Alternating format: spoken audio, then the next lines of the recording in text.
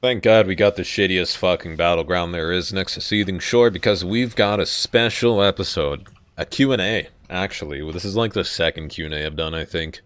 And we're gonna play one of the specs that's kind of easy to play, so why not play Marksman, the one spec that you can just pretty much press one button and be fairly golden on. So yeah, let's get in the Q&A. First question by Wisby, what if WoW dies? Figured this would be a great question because right now there's a lot of talk about pretty much classic killing BFA. WoW killing WoW. Um, what if WoW dies? Great question. I don't fucking know, dude. I don't know what I'd do. I'd probably just play another game, but I don't think WoW's gonna die anytime soon. It's amazing that WoW's lasted this long, especially like with all the other MMOs that have, you know, come out over time. So I think it'd be really weird for WoW to just die all of a sudden, because there's really no other MMO that people are playing. I'd say at the level that people are playing WoW, or like the amount of dedication that a lot of WoW players have, including like, you know, Asmongold, just general WoW players in general. To not World of Warcraft in general, but it's just a good MMO. It's kind of hard to find those, and without, you know, another MMO other than classic WoW, normal WoW, I don't think WoW's gonna die anytime soon.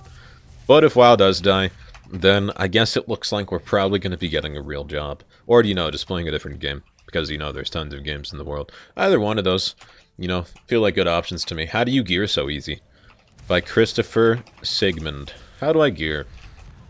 God, it's been a long time since I've gone from fresh 120 to what I am at now. So 120, you're at about item level 300 from questing items, I believe. I think heroics give 340 gear now, right? I also have a gearing guide generally on my channel. If you just, you know, type gearing guide pair, it should pop up. Or, you know, just search the depths of my thousands and thousands of videos and hopefully you find it. Anyway, let's see. Normal dungeons drop 340 gear, so when you ding 120, you can queue normal dungeons. You can also go into Warfronts. You can go into Rothy, and you can go into Darkshore whenever. You can go into the actual Warfront and get gear, and then when the Warfronts, like the not instance Warfront, when you actually have access to the world quests in the Warfront, you can kill those mobs and they have a chance to drop 355 gear in Darkshore. I believe it's 340 gear in Arathi. But you can do that. That's what I've done in the past on a lot of my tunes. I remember when Arathi was fairly new, I pretty much was like, hey, I'm gonna do... Fuck. I was like, hey, I'm gonna do a lot of Arathi Highlands rares and just kill all of them for a long time. And that's pretty much all I did. This rogue fucking hates his life because he can't stealth. Ah, dang. Okay. It's a sub-rogue, so we have to be pretty scared about that. So once you do Warfronts and you get about like 350 item level, you can start doing Arena. In my opinion, I think Arenas are the best way to get gear if you get like 1600 rated, because if you get 1600 currently, you get like 395-ish item level gear, which is really good. And what else? Okay, we're fucked. We're dead. He's grabbing Berserking, by the way. Two rogues Berserking. I'm bound for fun here. Wonder if they'll chase hard, though. What else can you do to get gear? Mythics, obviously. There's lots of gearing guides in general. We're just gonna trap this guy, and he's gonna love it. Never mind. Maybe. Trinket? No? Do you have a pocket healer following you around, though? We're gonna just be really annoying to this guy. How about that? We'll throw a flare right there, so he literally can't do anything except just run through it. I'm dedicated to this. I'm stuck on the thing.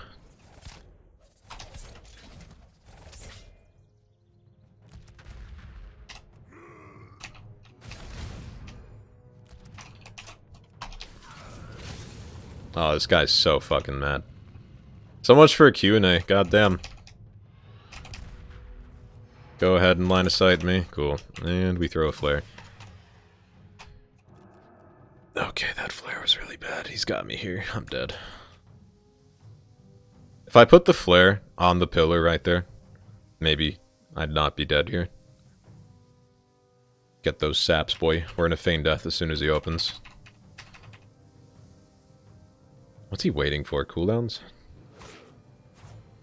Let's see.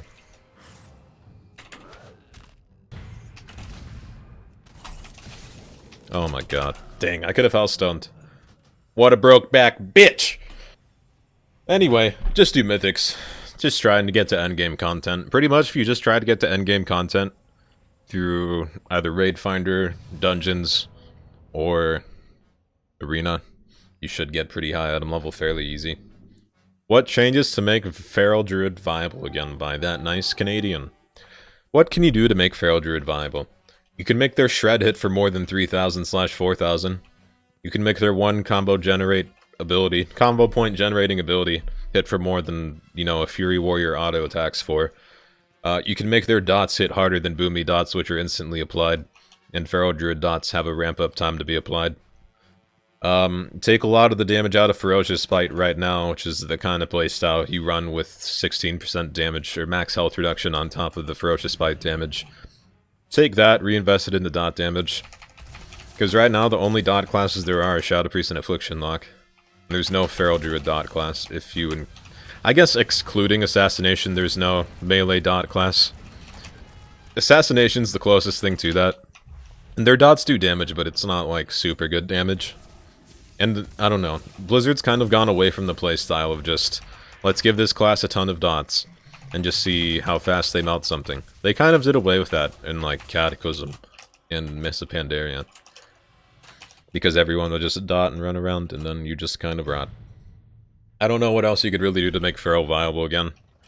Mangle would be cool. I really miss Mangle, but only have it be able to be applied to one target, so you're not just spamming Mangle and Bleeds on everyone. Because if you buff Bleeds and then give us Mangle back, which would buff Bleeds by... Let's just do what it buffed Bleeds by before, I believe it was 30%. If you were able to run around, apply Rip and Rake to everyone, along with Moonfire, assuming that that's just a normal, like, buff a little bit, but it doesn't count as a bleed. If you just have Rake, Rip, and Moonfire with Mangle on someone, with buffs, numbers, and the 30% damage reduction if they gave Mangle back, it would be really, really overtuned. And they would probably be back to, like, Mists of Pandaria Feral Druid levels, which was just God levels. So, I don't know. Just, they're gonna have to take it really slow, I'd say. If you buff Feral Druid, you're really gonna have to just, like... Oh, hey. Is this the same rogue? No, I don't think it is. If they buff Feral Druid, you're really just gonna have to take it slow and implement buffs very slowly. Because it's such a... Like, the playstyle of Feral Druid can be so easily overpowered.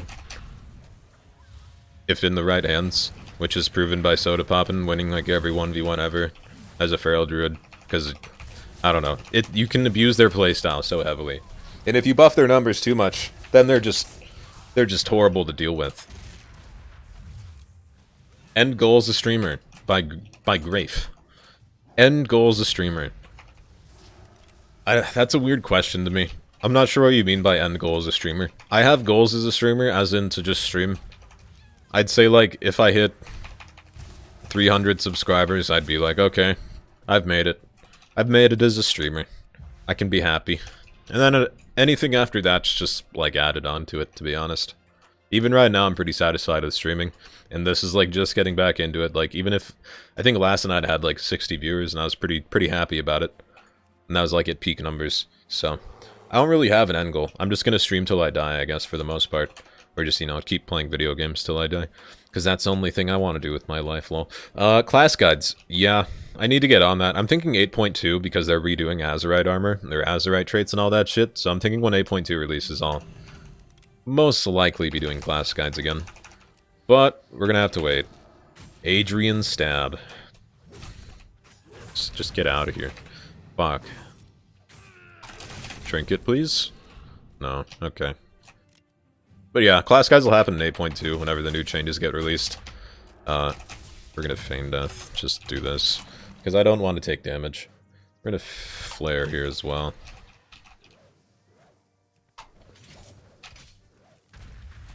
I don't know why that never does anything half the time. Look at that health melt. Let's see what he does. Figures. Yeah, 8.2 for class guides. Will I play classic or retail, and good? Okay, well, that ended way too fast. Will I play classic or retail? So, like, this question by Charles was more of a question of, this is a good one to end it on. When classic gets released, I'm probably going to invest myself very heavily into classic. But I'll still play retail every now and then. But I really think classic's going to take up a lot of my time whenever it gets dropped. And I'm also going to be leveling first a hunter, and then just seeing what happens after. And then the plan is to just get a full realm of Horde 60s, which is going to take my entire life, but it's definitely worth it. Thanks for watching, guys. Like, comment, subscribe, description, bell thing. Check out my Twitch, as if I didn't plug it enough already, and I'll see you guys next time.